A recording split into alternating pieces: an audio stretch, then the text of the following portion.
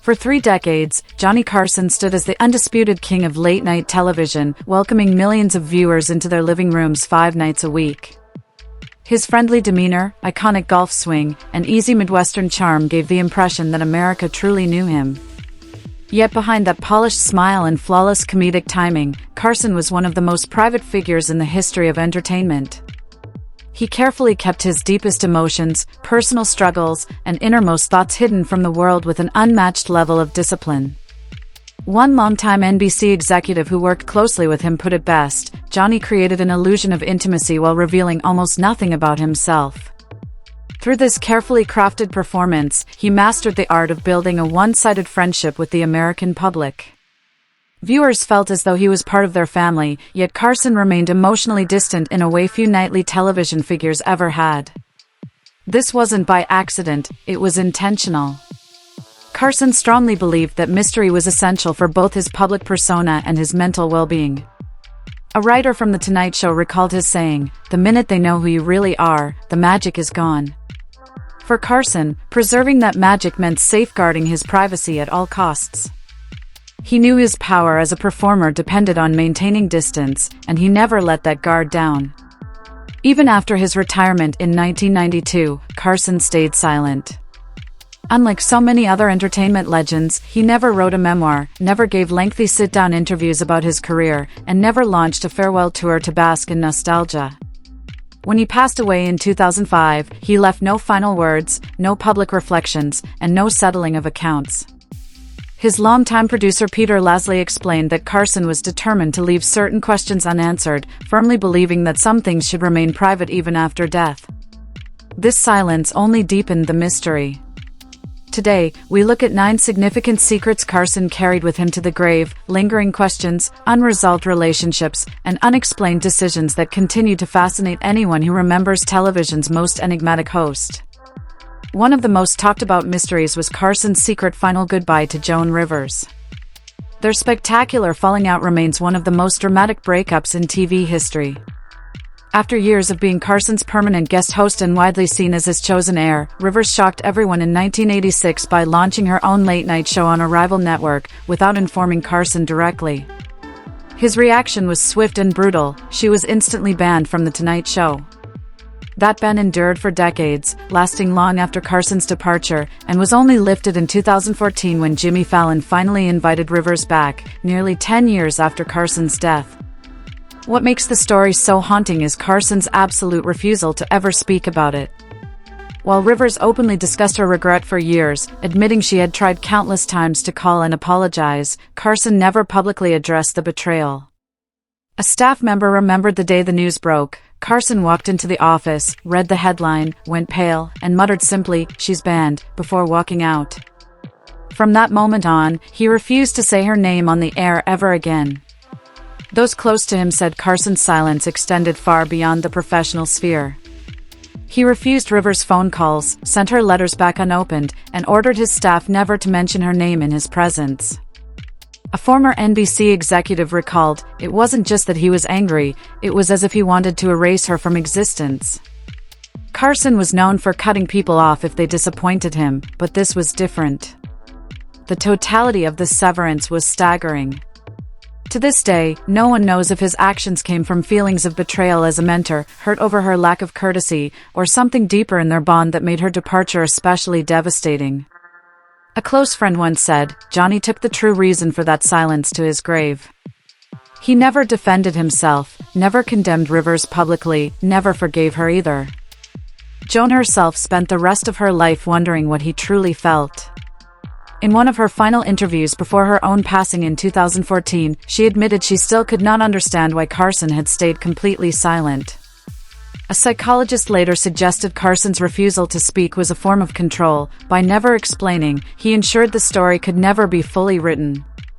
This act of silence, carried for decades, became one of his strongest boundaries, and one he never broke, not even in death. Another mystery lies in his real feelings about Bob Hope's later appearances on The Tonight Show. To audiences, Carson and Hope seemed like close friends, the old guard and the current king of comedy, sharing laughs on stage. Carson always treated Hope with reverence, laughing at his jokes and presenting him as a beloved legend. But behind the scenes, insiders revealed a much different truth. Carson loathed Hope's later visits. Hope would arrive with pages of scripted jokes written by his team, refusing to engage in any genuine conversation. He relied solely on Carson to set him up for his prepared punchlines. This rigid, formulaic approach clashed with everything Carson valued: spontaneity, real connection, and the unexpected magic of live TV. As Hope aged and leaned even more heavily on note cards, the appearances became increasingly painful for Carson to endure. Producers admitted that Johnny tried to spark real conversations with Hope about his USO tours, his political connections, his personal experiences, but Hope would always dodge and go straight back to his pre-written material. Despite this frustration, Carson never let it show to viewers. On camera, he remained polite, respectful, and professional, laughing at jokes he had heard countless times. Behind closed doors, however, he vented. A staff member remembered him once comparing Hope to a wax figure propped up after a particularly awkward appearance in the late 1980s. Still, Carson refused to criticize Hope publicly. He understood Hope's iconic place in comedy history, and he knew attacking him would have been seen as disrespectful, especially given Hope's decades of service entertaining U.S. troops overseas.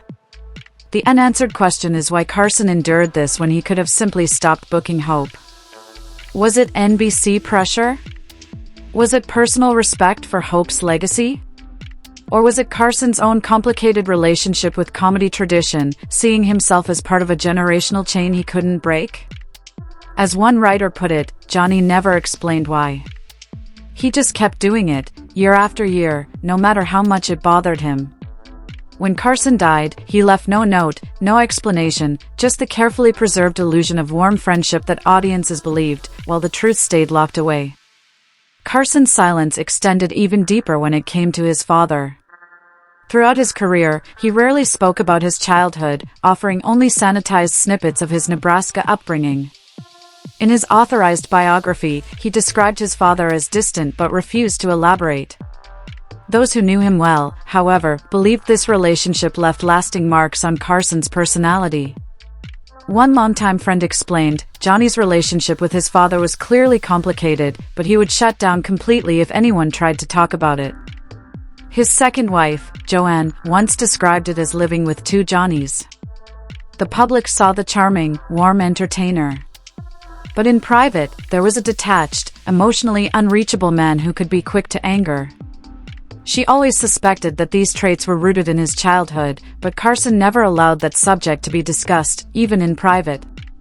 Psychologists have speculated that Carson's perfectionism, emotional distance, and deep need for control may have stemmed from growing up with a father who was critical or emotionally unavailable.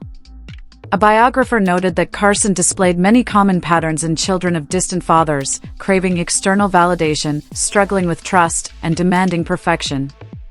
Yet Carson never admitted to any of this, and he flatly refused to engage in conversations about it. Unlike today's celebrities, who often build their image around sharing personal hardships, Carson belonged to an older generation that believed family matters stayed private. A colleague who worked with him for years said, Johnny thought talking about your parents was self-indulgent. He grew up in a place and time where you didn't air family business in public. This steadfast refusal to reveal his inner pain, even if it was central to his personality, was yet another secret he carried with him to the grave. Johnny Carson's life was defined not just by the jokes and the spotlight, but by the mysteries he left behind. His silence, whether with Joan Rivers, Bob Hope, or his own father, wasn't accidental. It was deliberate, a carefully guarded strategy to control what the world knew of him. And in that silence lies the enigma of late-night television's greatest star, one whose greatest act may not have been on stage, but in the secrets he never allowed anyone to hear.